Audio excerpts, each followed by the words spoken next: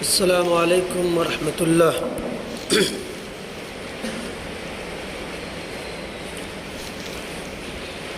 حاضرین جمعہ،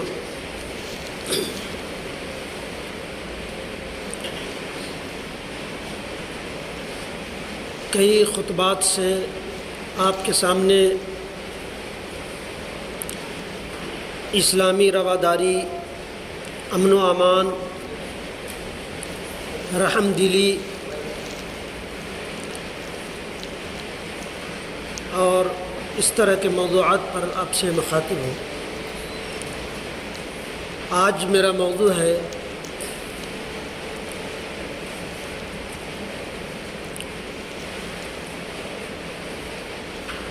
ظالم کے ظلم کا انجام۔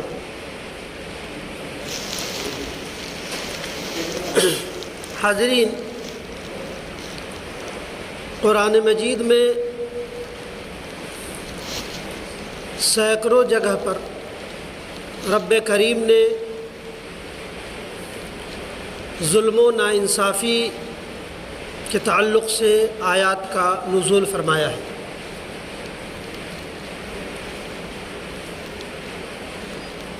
اور اس کے بھیانک ہلاکیوں سے حضرت انسان کو آگاہ کیا ہے، لیکن جو انسان جسے رب کریم نے ہی ظلوماً جہولہ سے تشبیہ دی ہے کہ یہ جاہل اور ظالم ہے، کہ یہ دنیا کی بے یقینی میں اتنا مست ہے کہ آخرت کے انجام اور اس کے دوام سے باخبر ہے۔ رب کریم نے قرآن مجید میں بیشتر جگہوں پہ فرمایا ہے، جس میں سے پہلی جو آیت ہے وہ سورہ ابراہیم کی آیت نمبر 42 ہے، 42 نمبر کی آیت ہے۔ وَلَا تَحْسَبَنَّ اللَّهَ غَافِلًا عَمَّا يَعْمَلُ الظَّالِمُونَ إِنَّمَا يُؤَخِّرُهُمْ لِيَوْمٍ تَشْخَصُ فِيهِ الْأَبْصَارُ، کہ ظالموں ناانصافوں کے اعمال سے اللہ کو غافل نہ سمجھ، کہ ظالموں اور ناانصافوں کے اعمال سے اللہ کو غافل نہ سمجھ، وہ تو انہیں اس دن تک مہلت دیے ہوا ہے جب ان کی آنکھیں پھٹی کی پھٹی رہ جائیں گی۔ اس کے انجام سے، اس کی ہولناکی سے دیکھ کر انسان کی آنکھیں پھٹی کی پھٹی رہ جائے گی کہ ہم تھوڑا ظلم کرتے تھے، یہاں تو ظلم کا بڑا بھیانک انجام ہے۔ اور اسی کو قرآن مجید نے بیشتر جگہوں پہ زلزال سے، حاقہ سے، واقعہ سے اور قیامت کے نام سے بیان فرمایا ہے۔ حاضرین، ظلم کی متعدد شکلیں اور صورتیں ہیں۔ دنیا کی محبت دل میں بیٹھا لینا ہی انسانوں کو ظلم کی طرف ابھارتا ہے۔ دنیا کی محبت ہی انسان جب دل میں بیٹھا لیتا ہے تو وہ انسانوں کو پر ظلم کرنے کے لیے اپنے اندر قوت پاتا ہے کہ وہ لوگوں پر ظلم کرے۔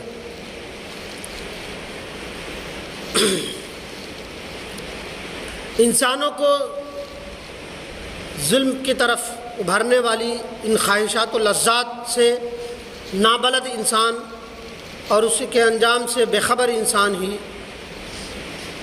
مخلوق انسانی پر ظلم و تعدی اور ناانصافی کرتا ہے۔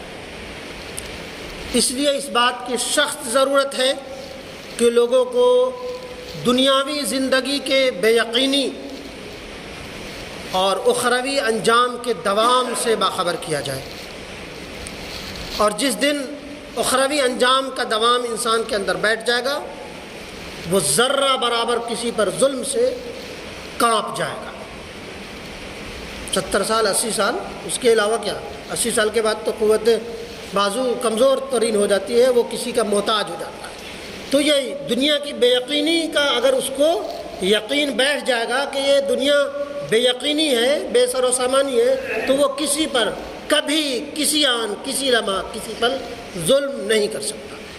اور آخرت کا انجام جس کا کوئی لمیٹیشن نہیں، کتنا سالوں سال اس کی کوئی وہ نہیں، کب تک کہ وہ اس کا انجام کو بھگتنا پڑے گا۔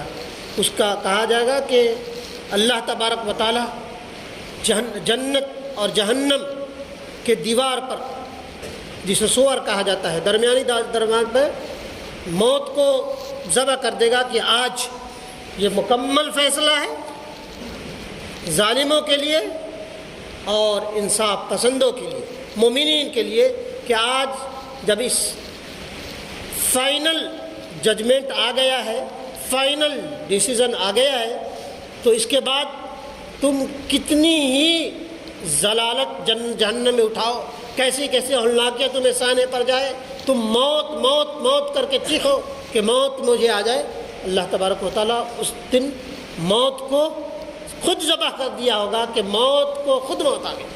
اور جو جنت میں چلا گیا اس کی دوام سے کہاں اگتا، اس کے انجام، اس کی سبز و شادابی کا کیا کہنا، اس سے کوئی اگتا ہی نہیں سکتا، وہ موت کا تو تصور ہی نہیں کر سکتا۔ بہرحال اللہ تبارک و تعالیٰ نے اس چیز کو کھول کھول کر کے بیان فرما دیا ہے، اور ظالموں کے انجام قرآن مجید میں کھول کھول کر بتا دیا ہے۔ قارون و حامان، فرعون، جس کو اپنے دوام پر اس قدر فخر تھا، جسے علامہ اقبال نے بڑی پیاری بات کہی تھی، یوں قتل سے بچے کو وہ بدنام نہ ہوتا، افسوس کہ فرعون کو کالج کی نہ سوجی۔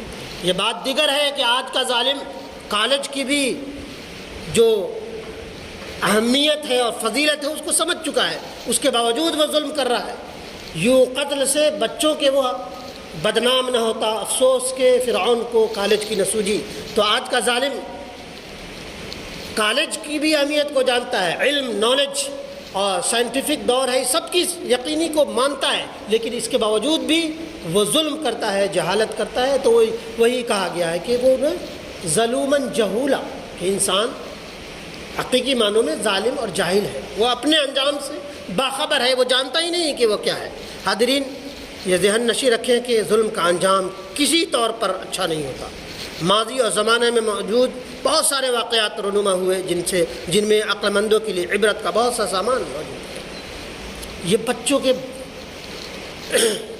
نومولود بچوں کو قتل کر دیتا تھا کہ کہیں یہ ہمارا ہم پلہ نہ کرا ہو جائے۔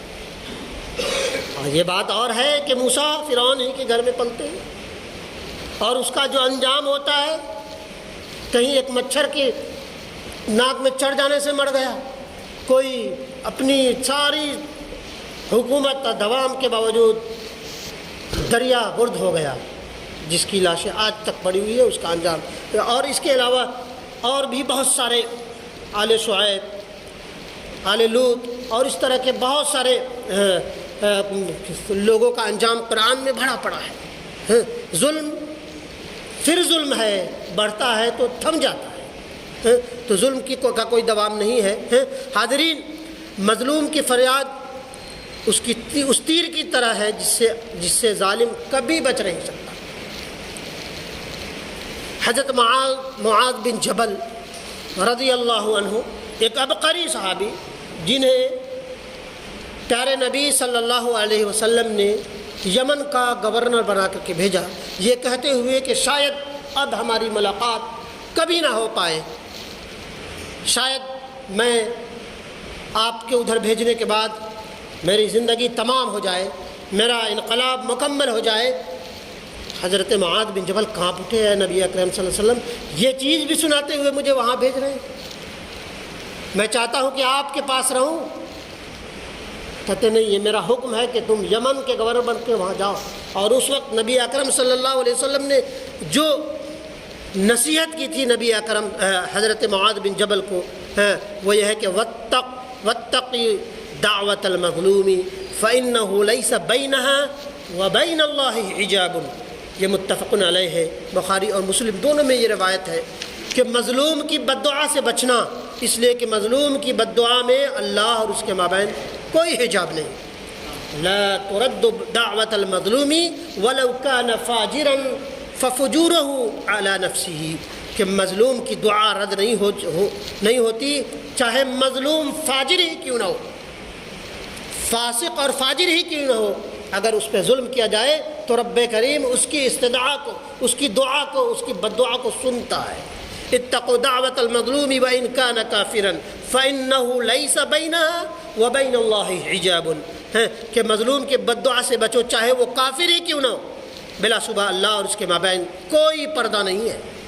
یعنی کہا گیا کہ کافر پر، مشرک پر، فاسق و فاجر پر بھی ظلم رب کریم کے نزدیک اور نبی اکرم صلی اللہ علیہ وسلم کی لائی ہوئی شریعت کے مطابق اس پر ذرہ برابر بھی ظلم کرنا اللہ کی غضب کو دعوت دینا ہے۔ حاضرین، ہمارا حال آج اسی بے پرواہ انسان کی طرح ہے جو اللہ سے غافل ہو چکا ہے اور اس سے بالکل وہ ہوتا ہے کہ حضرت عبداللہ بن برمکی انہیں قید و بند کی صعوبتیں برداشت کرنی پڑی۔ ان کا بیٹا ان کے ساتھ تھا کہ ہماری وہ شان و شوکت اور یہ قید و بند کی صعوبتیں۔ عبداللہ بن برمکی کہتے ہیں کہ ہمارا حال مظلوم کی فریاد پر کان نہ رکھنے کا نتیجہ ہے کہ مظلوم کی آہ پر ہم نے کان نہ دھرے، جبکہ اللہ اس سے کبھی غافل نہیں تھا اور اس کو قید و بند کی صعوبتیں برداشت کرنی پڑی۔ مالک بن دینار کو بلا وجہ ایک شخص نے کوڑے برسائے۔ مالک بن دینار ایک عظیم ترین انسان، بہت نیک ترین انسان ہیں کہ بلا وجہ وہ بیمار تھے، باہر نکلے، پولیس والے نے پکڑ کر کے اچھے سے ڈھونڈ دیا۔ اگلے انہوں نے مجھے کہی کہ اللہ تیرے ہاتھ کو کاٹ دے۔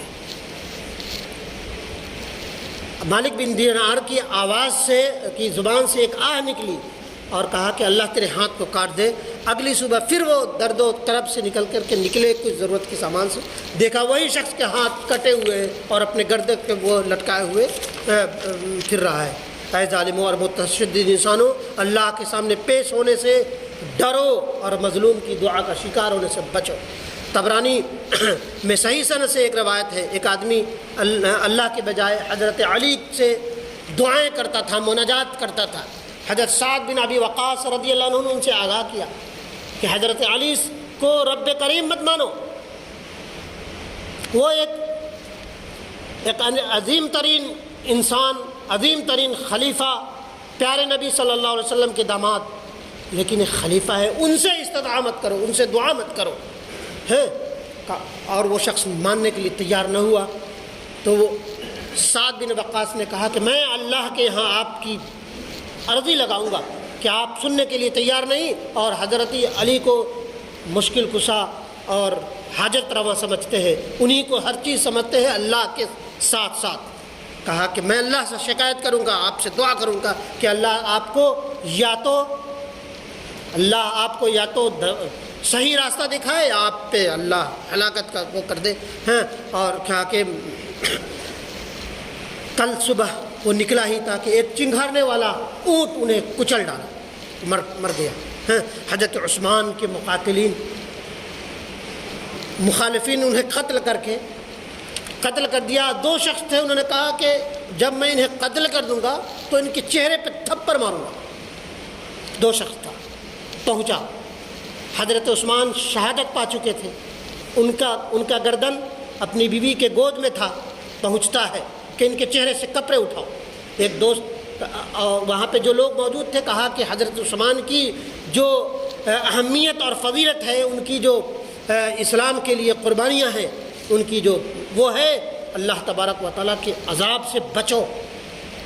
ایک شخص تو سمجھ گیا کہ اللہ کی کو دعوت دینا ہے، وہ چلا گیا۔ دوسرے شخص نے ان کی بیوی کو وہ کیا اور وہ چہرے پر تھپڑ مار کر وہ کہہ رہی ہے کہ اللہ تیرے ہاتھ کو سوکھا کر دے، سکھا دے۔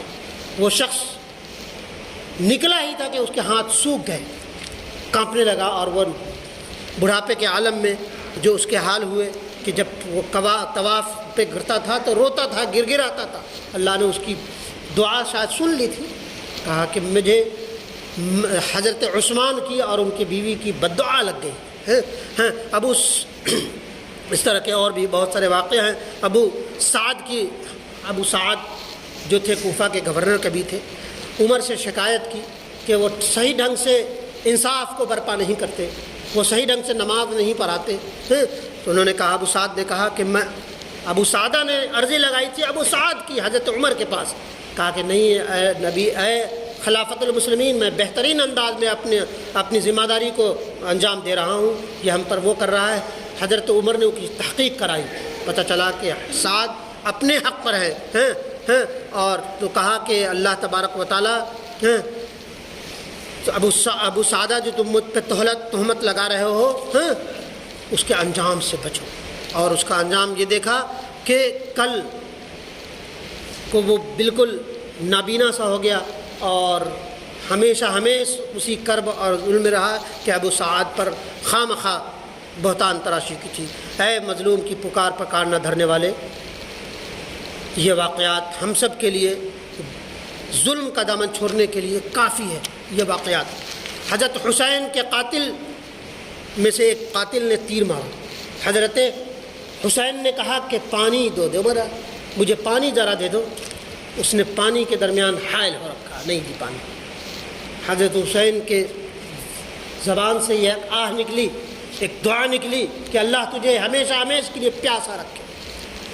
وہ شخص پوری زندگی پیاس کی کرب و بلا سے وہ بالکل تڑپتا رہا، کتنا بھی پانی پی رہا تھا، اس کی زبان کبھی خشک نہیں ہوتی، اس کے پیٹ میں جلن نہیں رہتا۔ اے لوگوں پر ظلم ڈھانے والے، چاہے جو بھی ہو جائے، وہ اللہ کی پکڑ سے کبھی ظالم بچ نہیں سکتا۔ ان اللہ لا یملی للظالم حتی اذا اخذہ لم یفطلہ، بے شک اللہ تعالیٰ ظالم کو مہلت دیتا ہے، پھر جب اس کو پکڑ لیتا ہے تو اس کو چھوڑتا نہیں۔ اور یہ حدیث کے بعد یہ آیت نبی کریم نے فرمائی، وَكَذَلِكَ أَخْذُ رَبِّكَ إِذَا أَخَذَ الْقُرَى وَهِيَ ظَالِمَةٌ أَخْذُهُ علیم شدید۔ سورہ ہود کی آیت نمبر 102 ہے کہ تیرے پروردگار کی پکڑ کا یہی طریقہ ہے کہ جب وہ بستیوں کو کے رہنے والے ظالموں کو پکڑ لیتا ہے، بے شک اس کی پکڑ دکھ دینے والی اور نہایت سخت ہے، اس کی پکڑ نہایت سخت ہے۔ اے مسلمانوں، کبھی بھی خلق خدا پر ظلم نہ کرو، اور ہر طرح اپنے قول اور عمل سے اپنے آپ کو بچاؤ کہ کسی پر ظلم نہ ہو جائے۔ یا عبادی انی حرمت العلم علی نفسی وجعلتہ بینکم محرما فلا تظالموا، اے میرے بندو، میں نے ظلم کو اپنے اوپر حرام کر رکھا ہے، اور تمہارے لیے یہی حرام قرار دیا ہے کہ تم ایک دوسرے پر کبھی ظلم نہ کرنا۔ رب کریم عادل ہے، عدل کرے گا، ظالم کو اس کا انجام دے گا، لیکن ظلم نہیں کرنے گا۔ ظلم اللہ تبارک و تعالیٰ نے اپنے اوپر بھی حرام قرار دیا ہے، اور کہا ہے کہ میرے ماننے والے پر بھی ظلم ہر حال میں حرام ہے۔ ظلم کرنے والا ظالم کہلاتا ہے۔ آج دنیا کا ہر انسان جانے اور انجانے میں کہیں نہ کہیں کسی نہ کسی پر ظلم کرتا ہے۔ ظلم کا مطلب کسی کو اس کا حق نہ دینا، کسی کو اس کے حق سے محروم کر دینا، کسی کو اس کے حق سے کم دینا یا اپنے حق سے زیادہ لے لینا، کسی کو ذلیل و رسوا کرنا، کبھی کسی کو نیچا دکھانا، کسی پر تہمت لگانا، کسی کو بدنام کرنا، کسی کی مجبوری کو بیجا فائدہ اٹھانا، ایمان اور حسد کرنا، تہمت لگانا، ٹوہ لگانا، غیبت کرنا، چغلی کرنا، یہ سب کیا کہتے ہیں؟ ظلم کی ایک قسمیں ہیں۔ اور ظلم اللہ تعالیٰ یہ ساری چیزیں، کسی کو حق کے مطابق اس کا حق نہ دینا، کسی پر تہمت لگانا، کسی کو اس کے حق سے اس کو کم اجرت دینا، یہ بھی ظلم میں ہے۔ اللہ تبارک و تعالیٰ ہمیں اور آپ سب کو ظلم کی جو کیفیات ہیں، ظلم کی جو طریقہ کار ہیں، اس تمام طریقوں پر کما حق نظر رکھنے والا بنائے۔ ہے۔ اور یہ کہا نا کہ ظلم ایک ایسا تیر ہے جس سے ظالم کبھی اس تیر سے بچ نہیں سکتا۔ اور دوسری جگہوں پہ رب کریم نے فرمایا کہ ظلم سے بچو، خواہ وہ مظلوم کافر ہو، ظالم ہو، فاسق ہو، فاجر ہو کیوں نہ ہو، اگر اس کی آہ لگ جائے گی تو تم برباد ہو جاؤ۔ تمہارا کوئی دنیا میں مہلت اگرچہ مل جائے، اور ملتی نہیں ہے، پوری تاریخ بھری پڑی ہے۔ فرعون، شداد، حامان، اور ان کے نہ جانے کتنی بڑی بڑی قومیں تھیں، وہ ملیاں میٹ ہو گئی صرف ظلم کی بنیاد پر۔ آج کا ظالم بھی اسی خواب و خیال میں ہے کہ اس کو دوام ہے اور اس کو بے یقینی نہیں ہے، تو وہ اپنے انجام سے عنقریب اس ظلم اس کو پالے گا۔ برب کریم ہم سب کو ظلم سے کما حق ہو بچائے، مظلوم کی آہ سے بچائے، اور ہر انسان کو اس کا حق پورا دینے والا، اور جو ظلم کی جو آخر میں تھوڑی سی جو کیفیات بتائی، ان تمام طریقے کا ظالم انسان اپنی اولاد کے ساتھ بھی کرتا ہے، ظلم اپنی بیوی کے ساتھ بھی کرتا ہے، یہ تمام طرح کا ظلم ہے۔ ظلم یہ بھی ہے کہ 3 اور 4 اور 5 بچے ہیں، سب کو یکساں تعلیم نہ دینا، کسی کو پیچھے چھوڑ دینا، کسی کو آگے بڑھا، یہ بھی ظلم کی کیفیات ہے۔